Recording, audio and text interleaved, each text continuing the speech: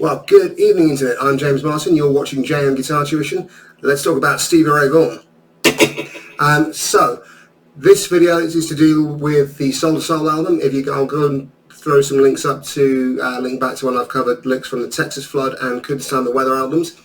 And I will be linking the blog as well with the tabs for these and a little bit of a potted history about how they made the Soul to Soul album. Lots of cocaine involved, as it turns out.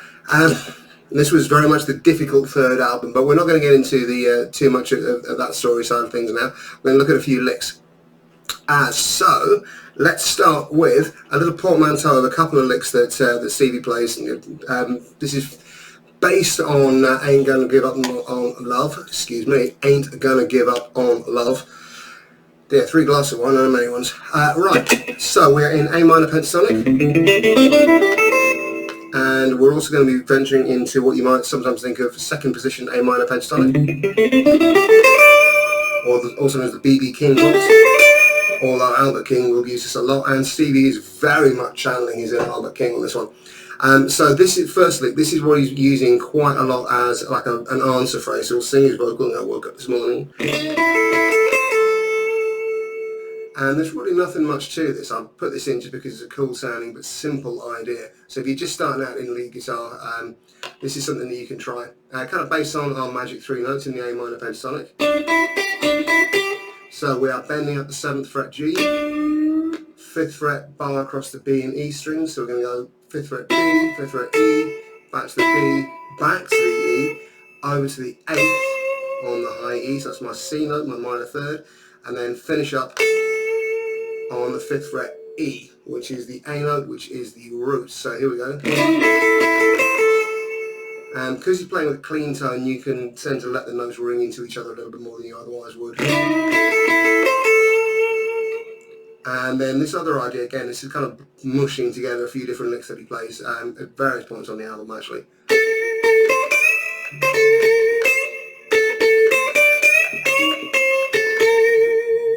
And what I want to draw attention to is particularly that bending technique in the 3rd bar in the tab. So what we're aiming to do here is bend the 10th fret up on the high E string, so it's D into an E, a 4th into a 5th. And then it took me a while to work out what's going on here, but we keep that bend held and we take the fingers off and just go to the 1st finger holding the C note bent up to the D, and we bring that down, and as it hits about a 1/4 tone bend up. So our melody is almost, but we're playing as, and as you can see from that, it's still a technique I'm working on myself, plus it's a brand new E string that I put on especially for you guys. And there's a lot of thumb placements, jiggery-pokery for want of a better technical term that you're going to want to use there. So I'm very much using my thumb to stabilise everything there and keep that 1st finger. It's going to hurt to begin with. You don't want to practice this for more than just a couple of minutes at a time. But in time with all these things, you're going to get your grip sorted. You're going to find how to do it without just having to resort to brute finger strength. And let's move on then. And although this album, I don't think this album has really got Stevie Ray quite firing on all cylinders on this one, to be quite honest.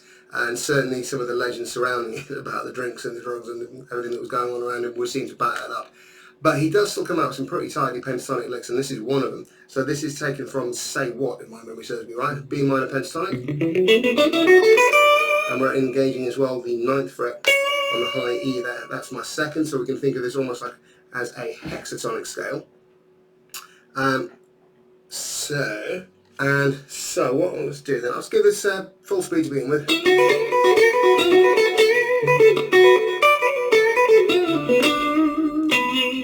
And now let's slow that down.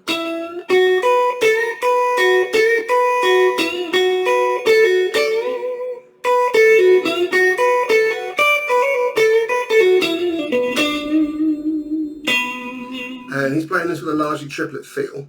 So we're keeping that same idea we talked about last lick about keep barring across the B and the E strings. Very common idea this. So I'm going to break this down into little 3-note groupings. So starting with bend on the G, and then 7th fret B and E, and then next triplet I'm going to do my bend on the 10th fret of the B. So that's an instrument that's a flat 7 being bent up a quarter tone. Shouldn't really work from a theory standpoint, but it's just a little sound effect curl bend. But I'm keeping the 7th fret E and B. Then I'm going to do that second again. Then back to the 9th fret G. And then I'm doing, so that is a pull off 10 to 7 on the B. Then I'm bending, and this time it's a whole tone bend. I'm actually going somewhere with this bend. Flat 7 up to root. So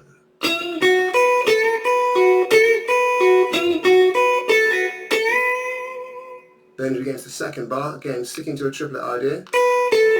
So 7th fret high E, 10 to 7 on the B, and then next before going. So that's 10th fret on the B, pulled off to 7, 10th fret on the high E, and then in our last triplet on the second bar here, 7th fret high E, hammer to 9th fret, so as you C sharp second, back to the 7th fret. And then we're going to take a little rundown. And then you'll notice as well, there they are, the 3 magic notes. Everyone uses them. So,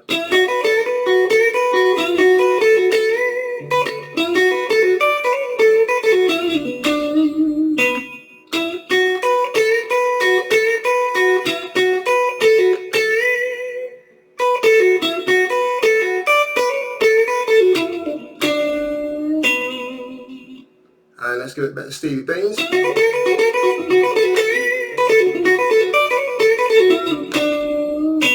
There we go. Okay, and it wouldn't be a Stevie Ray Vaughan album if we didn't see just a touch of jazziness, and that's something that happens here on Gone Home. This is a little line that comes in just after the organ solo, and we're going to mix up a little bit of D blues scale, and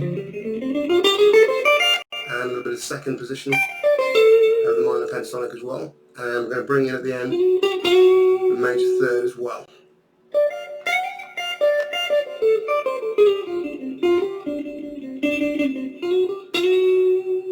So slowing that down.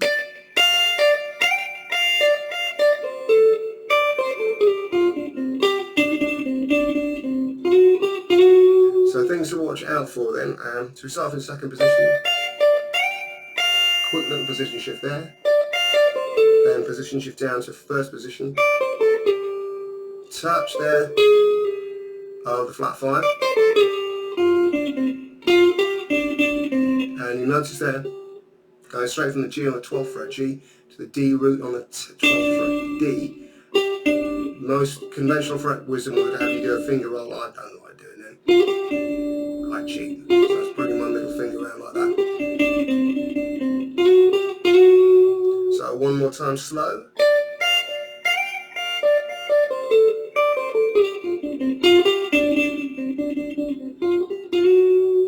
And you notice a very delicate attack as well.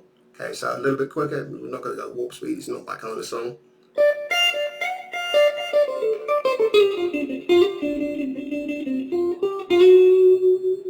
There we go. Nothing really jazzy in terms of note choice. I think what makes it jazzy sounding is largely, well, A, the context, and B, just the way he picks it, the way he phrases it. Very delicate, very soft, nothing much in the way of kind of big bends and wide vibrato. It's all quite restrained. And that brings us on to our last lick, which is taken from Life Without You. This is very much the sort of double stop, clean tone rhythm playing, and it's a lovely intro here.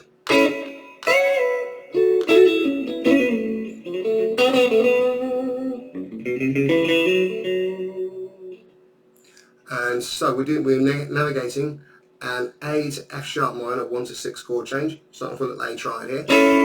So that's 6th fret G, 5th fret on the B and the E strings. And then we've got a little double stop slide here. So you can see Stevie's really thinking about that A shape A up an octave. And then we think about C shaped A here. have this little manoeuvre, finishing off on the A root note there on the 7th fret D string. Then as the chord moves to an F sharp minor, and then we've just got this little F sharp blues scale run. So.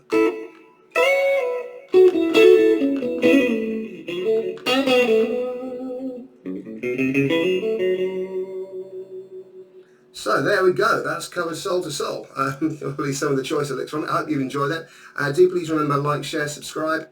I know it may not look like it, but this is a very small channel with a correspondingly small budget, run on a correspondingly small amount of spare time. So every little subscription, every like, every comment, it all helps. And it also, of course, helps me be responsive and reactive. If you guys are commenting and telling me what you want me to do, well, that gives me a fighting chance of being able to do it, doesn't it? So do let me know in the comments anything you liked, anything you didn't like, and what you'd like me to do about it. And anything that you'd like to see covered on the channel. I'm still very much in the phase of throwing stuff at the wall and seeing what sticks. Having said that, we're close to 1,000 subscribers now, so thank you one and all of my newbies and all of my hoary old veterans who've been there since the early days. So I will wind up by bidding you adieu. I'll see you next month for Alan Holdsworth. Brace yourselves. Alright, take care.